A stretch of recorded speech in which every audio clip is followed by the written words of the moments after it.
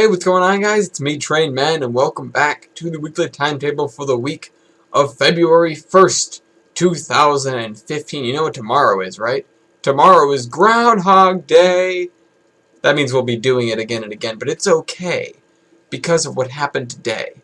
Now I'm recording this rather late for various reasons, and it's going to be up late for even more various reasons, most of them relating to the video that's coming out tomorrow, and the fact that we did 3 videos at once, and I'm still dealing with the ridiculous amount of footage from Inferno Mines.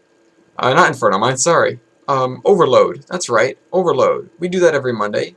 Like this Monday. This Monday we had Simulation Protocol Overload, Episode 16, called Chris and Y, Tunnel Rats. Now, these guys are called as such because that's precisely what they do, and that ability is actually once again used in this most recent episode that's coming out tomorrow. But sometimes they don't secure their stuff very well. I mean, some of these things are actually supposed to be dangerous, and they can be very well mitigated by tunnels and bridges. Sometimes the bridges and tunnels just make things more dangerous, and that's gets kind of interesting because you got to do a pros and cons game there. Am I going to build this bridge over lava? Do I have enough blocks to put, railings on it so that I don't fall to my death if a skeleton shows up or something? Or, am I going to go the long way around where I know there are spawners, but at least I won't fall to my death definitely?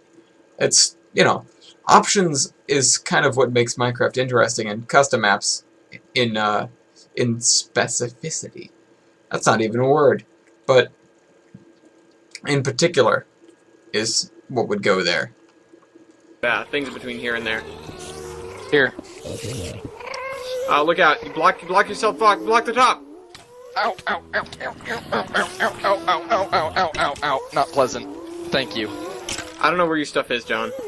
Unless it was the stuff that Wybold got earlier, I don't think. I've picked up bits and pieces of stuff. Some of it I'm assuming is John. Some of it I'm assuming is Chris. Yeah. On Tuesday, we had Trainman Plays Chrysaor's Locomotion, episode 166, The Ultimate Traffic Jam.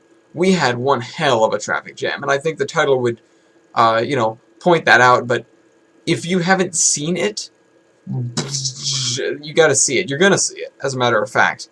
But there's so much track now that we've just kind of left out in the cold, so to speak, that doesn't connect to anything, doesn't do anything, is just kind of sitting there. I don't know what to call it anymore. We've got messes of yards all over the place. When we went and built one specifically to be a storage yard where we throw stuff at the end of its lifespan, we have several yards now that aren't doing anything and could be, by several I mean 2, that aren't doing anything and could be just as well used for that purpose, but instead they're just hanging out, and we have the fake yard that's doing the Steamtown duties.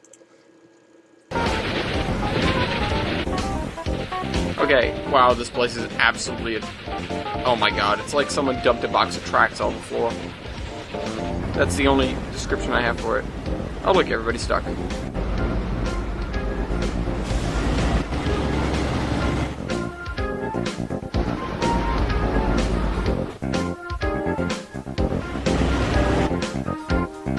Hold on. We can fix this. On Wednesday, we had War Thunder episode 44, Evicting the Biplane. Now, what's cool is on this episode, somebody came in and left a really cool comment about what that biplane was. Shannon Robinson, I have to give you a shout out because thanks for the info. It would be really cool. Just having little info drops like that is really cool to see appear in the videos. Makes things even more educational.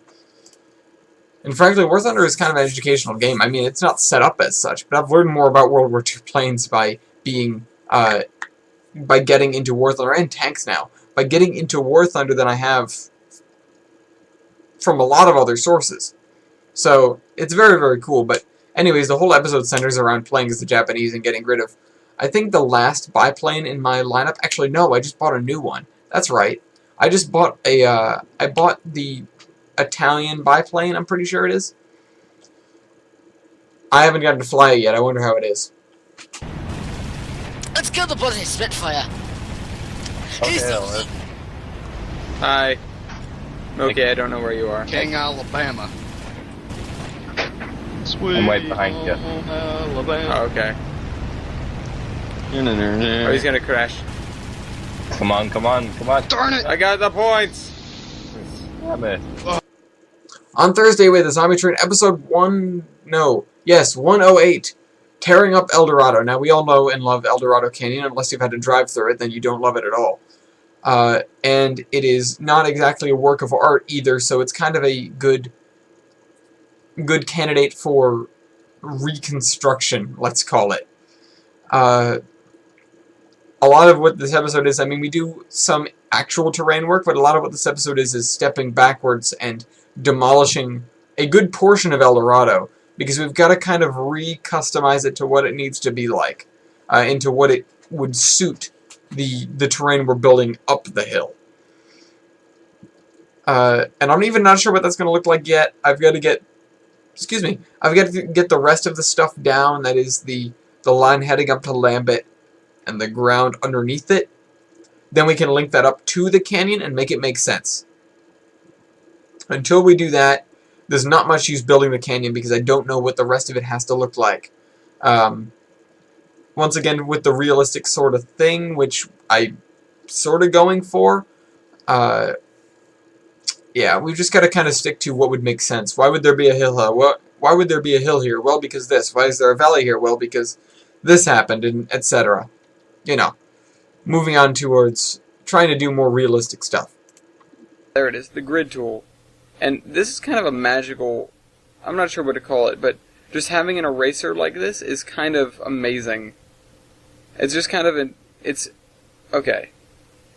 It's quite a feeling to mouse over this and then just have it turn back to gray.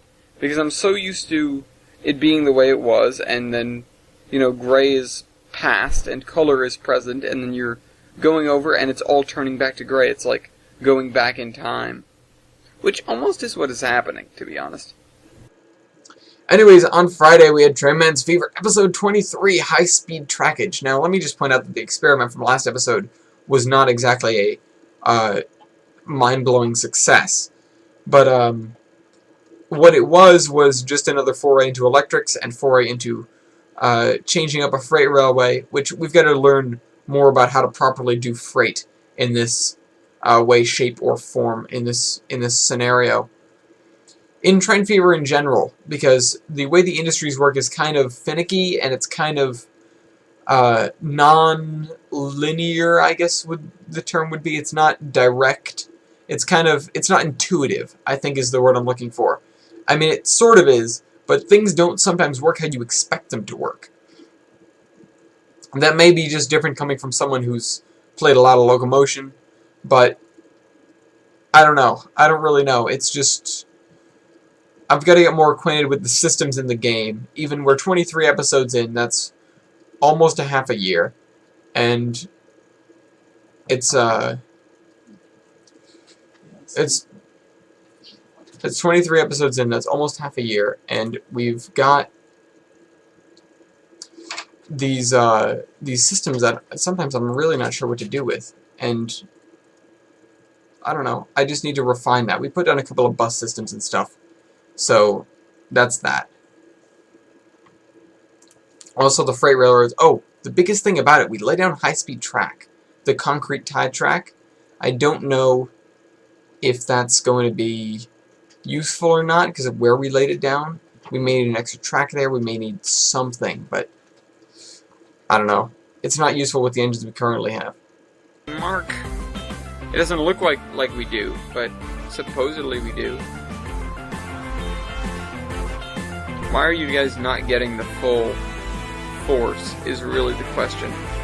If you're making so many, you're making 54, where are the rest of them? Oh, I see what's going on here.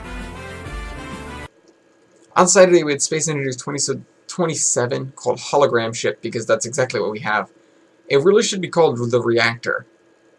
There's a lot of work, we put a lot of work into building the large reactor, or one of the two, on the Hyperion, and we finished it unbelievably. I also, oh wait, that's next episode. But yeah, we finished it, and then I realized it was facing the wrong direction. So that's a problem. Also, agility, I apologize for agility microphone on this episode. Really, really bad. And next episode of Space Engineers, because we recorded 2 at once because it was convenient. Sorry.